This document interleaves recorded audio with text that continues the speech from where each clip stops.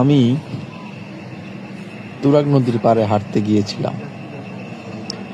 তো সেখানে যাওয়ার পরে প্রকৃতি দেখার পর খুব ভালো লাগতেছে।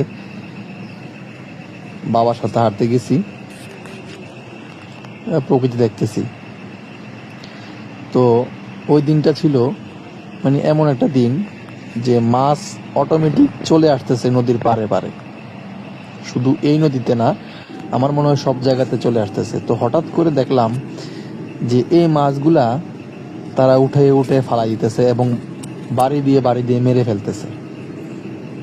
তো আমার দেখে খুব খারাপ লাগলো।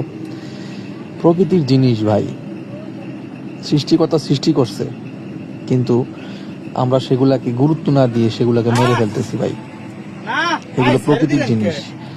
আপনি মাছ ধরতেছেন ঠিক আছে, কিন্তু মাছগুলো মারার তো দরকার নাই। আপনি পোনা মাছ ধরে ফেলতেছেন, সেগুলো ছাড়ছে, সেগুলো আপনি ধরে খেয়ে ফেলতেছেন, ঠিক আছে ভাই, আপনি খেতেছেন আপনার জীবিকার জন্য, কিন্তু এইগুলো মারার তো অধিকার আপনার নাই ভাই। এগুলো মারতে মারতে এক পর্যায়ে পরিবেশটা নষ্ট করে ফেলতেছেন। এই যে মেরে বাচ্চাগুলারে পুঁতে ফেলতেছে একবারে, হ্যাঁ, বাড়ি দিয়ে শেষ করে রক্ত বের করে ফেলতেছে। তো এগুলোকে মেরে কি লাভ ভাই?